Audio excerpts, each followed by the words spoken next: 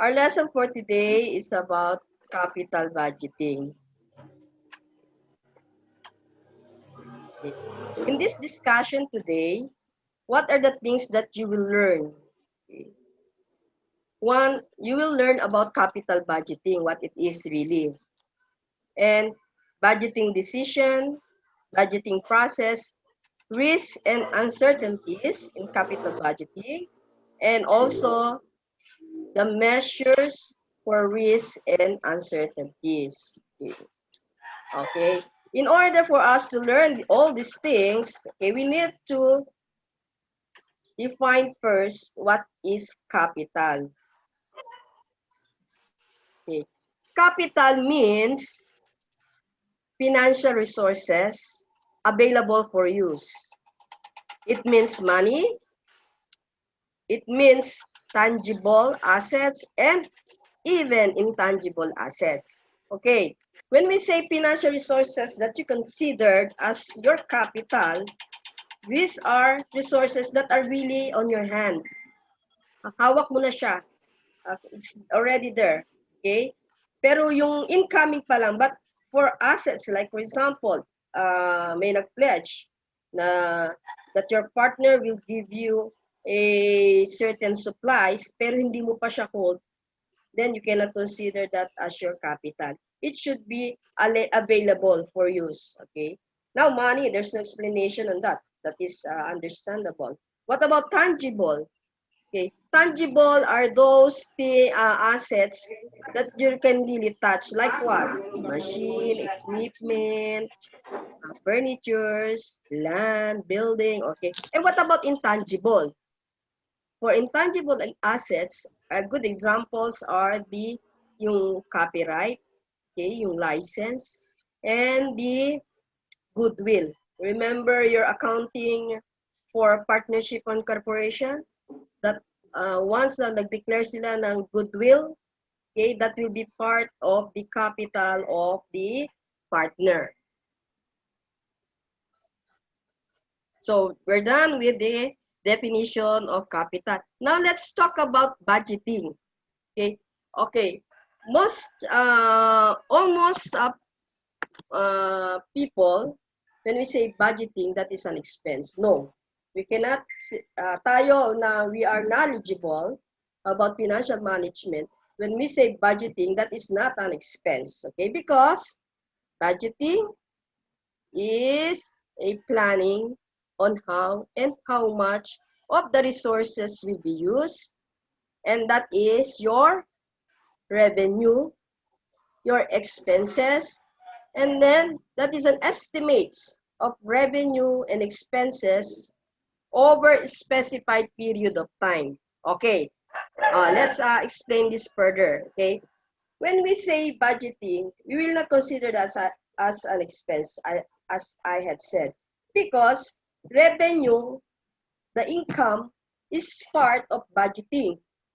Without the revenue in any business organization, you cannot make a budget. Okay, so the budget is done ahead of time. For example, for 2021 budget, okay, sa Philippines na lang, okay? Kailan dapat ipinapasa itong 2021? That should be passed ngayon pa lang 2020. So that is for future period of time. Okay? Hindi yung 2021, ngayon ka palang gagawa ng budget. No, it cannot be. It should be in the future period of time. Okay? So that is budgeting. Okay? Ano ba yung mga kinds of purchases that are involved under this budgeting? We call it capital expenditures. Okay, class. Ito, ngayon, meron na kayong new word. Is that really new word for you? Okay? These capital expenditures, it means the purchase of land, sample, building, equipment, machineries. Okay. So, bakit sila capital expenditures? Because you are going to use that, you are capitalizing that, you are going to use that for a, long period of time. Okay, like for example, you will buy equipment. Okay, and that equipment costs you 2 million. Are you going to put that in your financial statement as an outright expense of 2 million? That cannot be, because your financial statement will be distorted. Okay? Because the capital expenditures need to be depreciated over a period of time. Okay. So now these are the things that we are talking in this capital budgeting. Okay, next.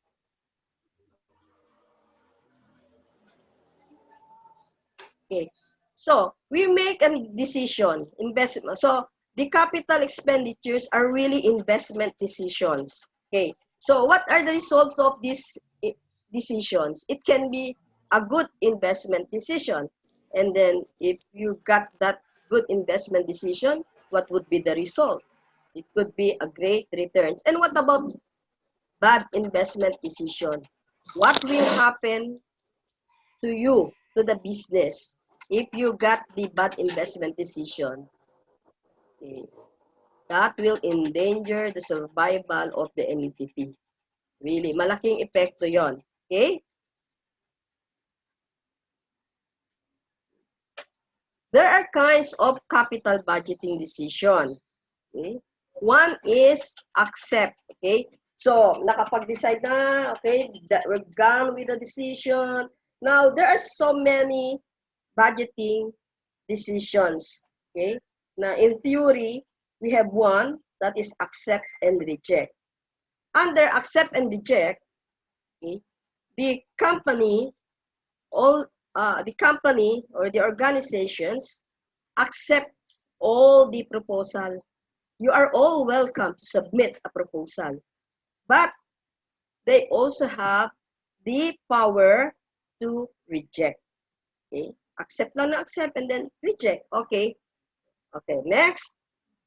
There is also such thing as mutually exclusive.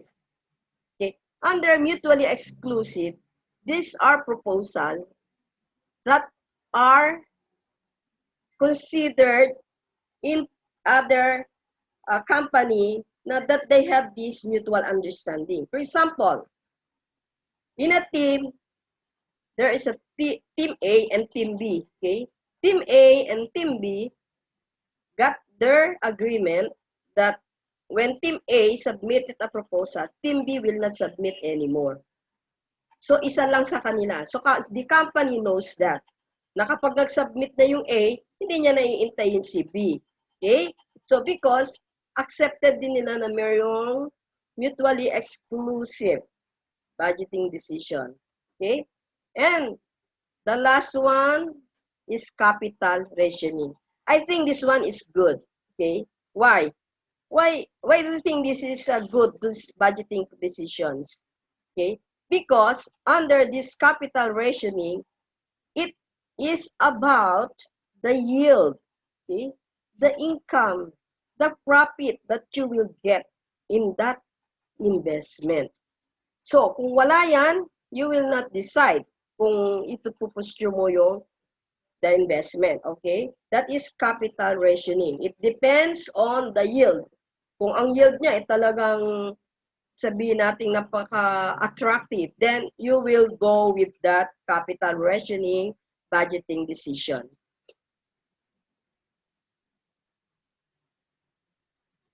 Next, we have the capital budgeting process. Okay? Diba? In order to put things in order, there is a process should always be observed. Diba? In anything that we do, we always put process. Okay? Even in the companies, diba? Pagka kayo employed na, diba? There is always process. Okay? Sometimes, magre-request ka lang ng leave. Diba? There must be a process that you secure the form and then that will be approved. Okay. In capital budgeting, there is also such process. Okay. One is identification of various investment proposal. Okay. So, ang dami na nag-submit, okay, ng proposal nila for the year 2021 budget. Okay? So, you need to identify those various investment proposal. Second, screening or matching proposal. Okay? When we say screening, okay, from there pa lang, the raw proposal pa lang, okay, nakita mo it's not good anymore, so why do you need to study it? Okay? Just right there and then, tanggalin mo na siya. Okay? Sa screen mo na you don't need that one.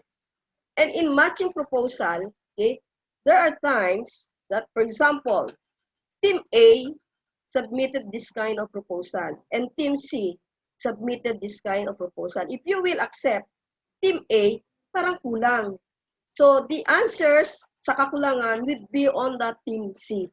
So it's good for you to match the proposal. Okay? The next step is evaluation. Evaluation payback. Under evaluation class, there are so many computation. Later, I will teach you how to arrive on this evaluation. Okay?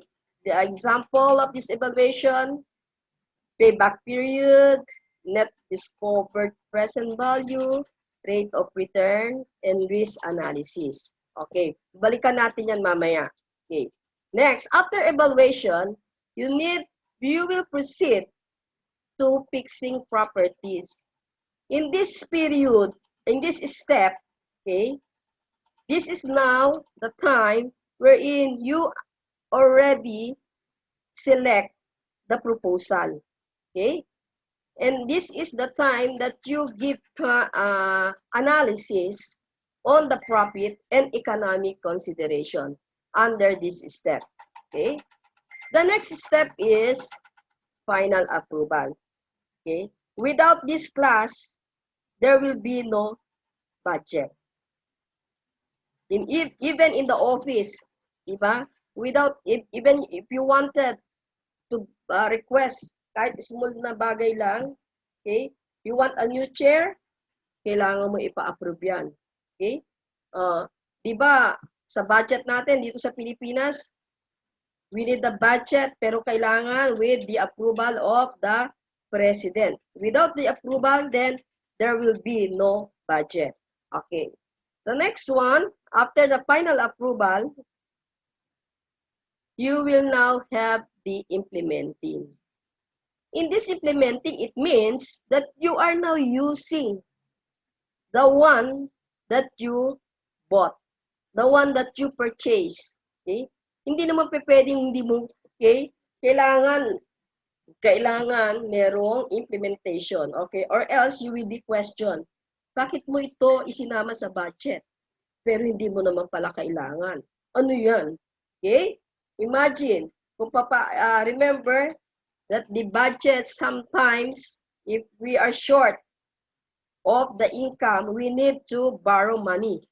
And if we borrow money, then we have to pay interest. Okay. Next step is the performance review. In the performance review, okay, you will really check if the technical description offered to you by the suppliers are really true.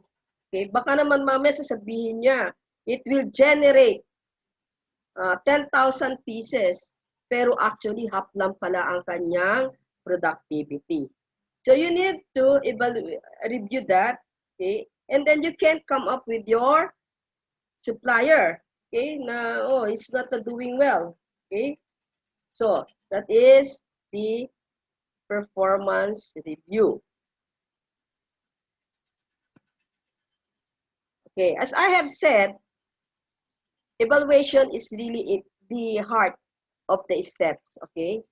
Ito kasi, these are the, okay, when you do a budget, there must be a computation before you can get an approval. Okay, so let's talk about the traditional. Okay, under traditional, we have the payback period, we have the post payback, and we have the accounting rate of return. Okay, paano ba to? Okay, paano ba to nako-compute? Is there really a computation on that? Yes, meron yan. Okay, this is the computation. Okay, class. This is what I am telling you. Okay, we have the traditional. Okay, okay. As I have said, the traditional, okay, you will need to get the payback period. If you will have an investment, gaano katagal before you can get your capital? Okay, there is a computation. Okay, so example, my initial cash flow investment is 500,000. As I have said, okay, balikan natin ulit. Okay, in order for us to get the payback period, okay, we need to get the initial investment that is given and the annual cash flow that is the projected. So simply divide 500 by 100,000. The payback period is 5 years. Okay. Now, you already got your payback period because you need that payback period in your computation of post payback period. Okay. Under post payback period, you will just use the estimated life. What is the estimated life that we have? We have 10 years. Okay? So 10 years plus your payback period, the result of this, you will have your post payback period na 5 years din. Okay? Okay, kaya 5 years yan, nagkapareha sila, di ba? Kasi yung ginamit ko. Example, hindi 10 years yan. Kunwari, sabihin natin, ang estimated life niya lang ay 8. That normally, the result is not 5, right? Okay. Kasi ang assumption natin 10, kaya tuloy, lumabas siya na 5 lang. Okay, so the post payback period will really change kung iba yung estimated life mo. Okay? Estimated life depends on the kinds of the investment. There are times that, like for example, merong mga 5 years lang, okay? Hindi mo na siya pakikinabangan, okay? So 5 years lang ang gagamitin mo. Okay? So, moving forward, okay? Another one is accounting rate of return. The formula for accounting rate of return is just simply divide the average profit to the average investment. Okay. So I have here the estimated profit. Okay. So from year 1, I have 25,000. Year 2, 24, and so on. So a total of, my total estimated profit for the year is 220,000. So simply divide this by 10 because it's 10 years. So my average profit really is 22,000. So what about my average investment? My average investment is 50,000. Simply divide my 500,000 by 10. So what did you get? Okay, you got 44% over 10 years, and for a year, you got 4.4%. Is that good? You think it's good? It depends on the company. If the company targeted only 4%, then that's good. But if the company targeted 5%, then it's not good. But for me, my personal opinion, for example, if I just have money in the bank, okay, how much it will earn? Okay, the bank only give you less than 3% in a year, 2.75 I think, plus subject for final tax. May withholding tax pa yan. So, if I will get my money from the bank and use that in a small business, and it will earn 4.40%, then I think I will grab the opportunity. Okay? So that is the traditional way. The traditional way, okay? So the next one is the modern discount. Okay. Other modern discount, we are talking about, okay,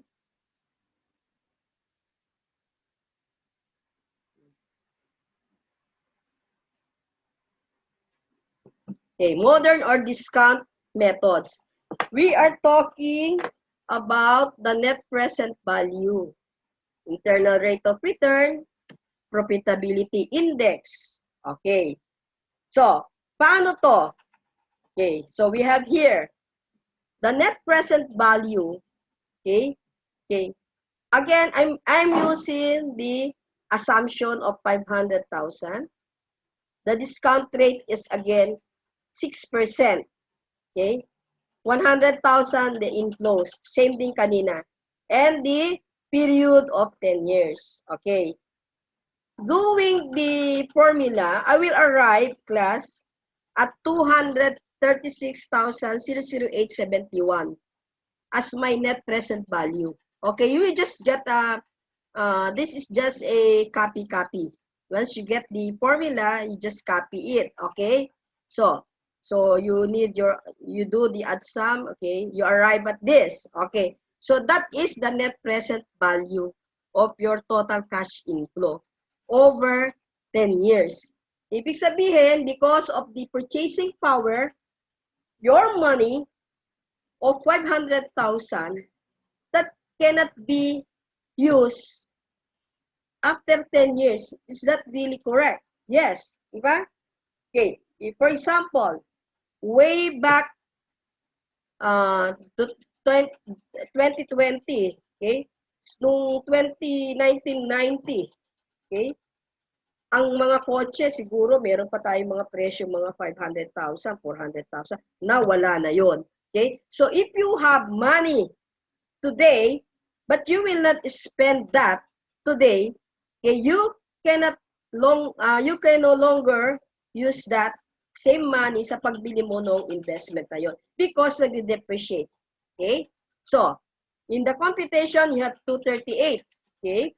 Ngayon, so that is the net present value. Okay? What about profitability index? The profitability index simply whatever result you got from the net present value, add the 500,000, okay? Then you arrive at 736, okay? And your net cash flow, given that is given 500,000. So what is your profitability index? That is 1.47. Okay? Ibig sabihin, sa indexing, nandiyan dyan yung investment mo. Okay? So, you don't want to use that profitability index. Kasi sa feeling mo, para kang baka mamaya, hindi ito i-approve ni boss. Okay? So, there's another one. Okay? If you want, you can use the internal rate of return. Okay? I have here, class, the 6%. Okay? But the goal, in order for us to say that we are correct in this, we need to put this 236 into zero value. Once it is zero value, that means we are correct from here, and we can have the true internal rate of return. Okay, how it is? Okay, this is the simple. Just go to your data, use the what if analysis, you goal seek, and then you want the cell here, okay? Ito, the cell, you want this to be 0. Okay, so you put 0 here, and you want this cell to be changed. Okay, and so what is your result? Okay, so this is now 0, and what is our internal rate of return? We have the 15%.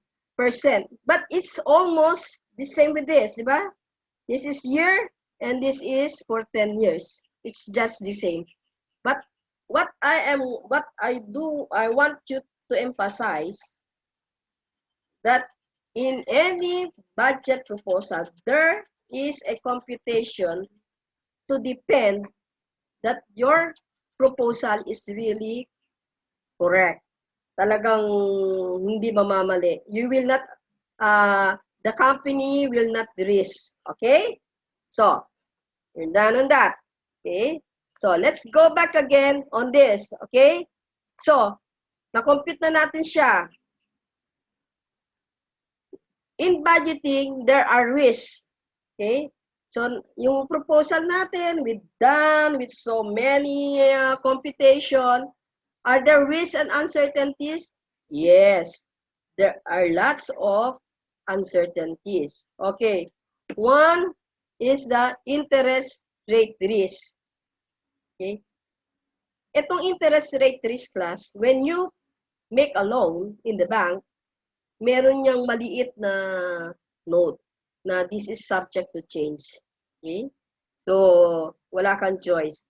Kung talagang kailangan mo ng pera at that is the contract, then you will have to pay the interest rate increase. Okay? Pero pag naman bumaba ang interest rate, hindi naman nila ibabalik yung na-gain nila. Okay? So, pagka tumaas ang interest, you will need to pay additional interest.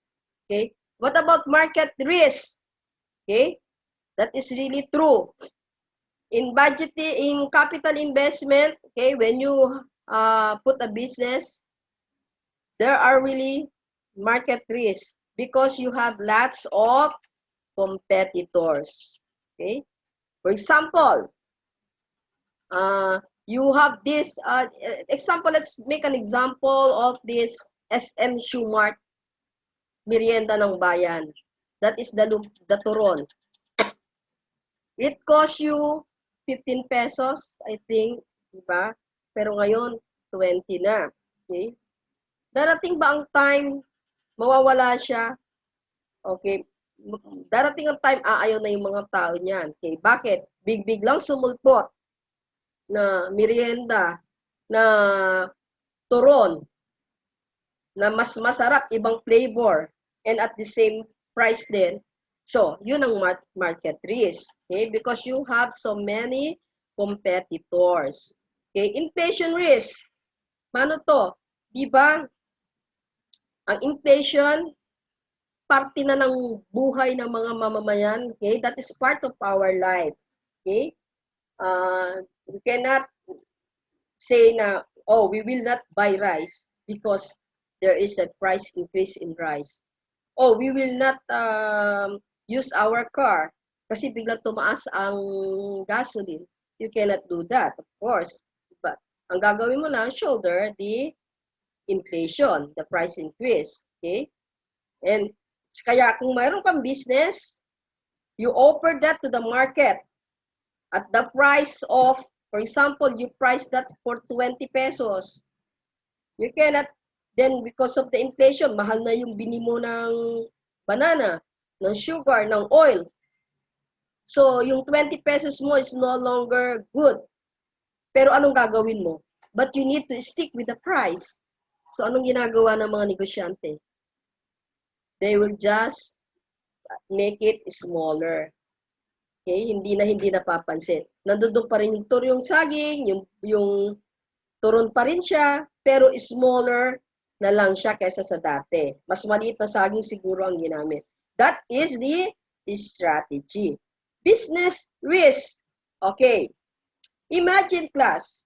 For example, inabutan ka nung pagtanggal ng, na-experience nyo ba na yung camera dati, gumagamit pa tayo ng film? Diba? Ngayon, ang camera at anytime, you can make a picture out of your cell phone. You will, no need for you to buy film. Nung araw, nung time namin, class, okay, bago ka makapagpa-picture, you really need to buy a film na mas mahal pa kesa sa developing charts of the picture. So, going back to the risks and uncertainties, okay, at least you, young people, you know na they are really true na kapag ka nag-business ka, there are business risks. Okay. Now, if you will analyze your decision, okay, always think of the negative result.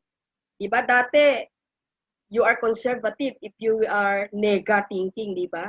Napaka, ano mo naman, dapat positive thinking ka. No, it's not acceptable nowadays. Okay? Nowadays, you need to consider the negative results that the business might have. Okay? So, businesses, okay. Going back to the camera, yung film ng araw, di ba? If you invested million of pesos in that, tapos ngayon hindi na siya nagagamit. Di ba? So, what will happen now to your equipment? Yung nung araw, I don't know kung ano na nangyari doon. Kung million of pesos sa investment mo, tapos you can no longer use that because of the cellphone. Okay? Yung cellphone ngayon, you can take pictures as many as you want. Okay? Hindi mo na kailangan ipa-develop. Kaya lang, ang worry natin, pag nawala itong Facebook o kung saan mo man pinost yan, wala ka ng picture, remembrance. So, dapat meron, itago mo pa rin. Okay? So, going back. So, there are business risks. Okay? Baka mamaya, one good example, yung na-outdated na yung business mo. Okay? Hindi na siya in. Wala na. Okay? So, before you put up a business, think of it. Okay, next is financial. Okay? Financial, of course, dahil ito ay money na ininvest mo, natural, pati financial mo, maapektuhan yan. That is automatic. Okay? Okay. So, ngayon, ito bang discussion na to puro na lang risks and uncertainties? Paano na yan? Nakakatakot naman mag-go dito sa capital budgeting. Okay? Mga children, okay, kung meron tayong risk uncertainty, meron din tayong tinatawag na measures. Okay. Okay. In these measures for risks and uncertainties, kailangan handa tayo. Okay. Ano yung first defense natin? First defense, kailangan pag-aralan mo, what would be the expected value? Ano yung magiging profit mo kapag ka nag-invest ka sa ganyang business? Okay? Talaga bang ito may market ka? Baka mamaya si mother, sasabi mo kay mother, bigyan mo nga ako ng 10,000, mag-reseller lang ako. Tapos yung pininda mo pala, hindi mo naman pala maibenta. Okay? Nag-inventory lang. So, think of really the expected value, yung magiging income mo. That is number one. Okay? So, kung gusto mo pa, you can go deeper. You use the standard deviation. So, that is statistical, meaning you will undergo a research. Okay? And then, in that research, you will measure the variability. Talagang mag-research ka na. Isusulat mo yung observation mo, lahat ng nakita mo, findings mo. Then, kung gusto mo pa, dig deeper. That standard deviation can be used in your coefficient of variation. Okay? Use pa rin the statistical method para kampante ka, you will really be comfortable na i-pursue. Kasi based on the computation. Hindi pwedeng walang computation. Okay? And then the last one is decision tree analysis. Bakit kaya siya tree analysis? Kasi, you know the tree, di ba? Ang tree kasi, so many branches. Okay? So many branches na iba't iba. Ang minsan yung isang branch ng tree, kokonti ang dahon. Minsan naman dito napakayabong, okay? Napaka ganda ng growth niya. Tapos yung kanyang fruits ay nasa taas. Ibig sabihin, class, when we do the analysis, huwag tayong maging narrow-minded. Let's be open-minded. Tignan natin yung lahat ng sanga, lahat ng branches na pwede. Let's think of the negative side, the positive side, the future, the present. Okay. So, ganun ang ano. Kaya siya ay tinawag na tree analysis. Marami kang dapat mong i-consider bago ka maka-arrive sa talagang kung igugo mo o hindi. Okay?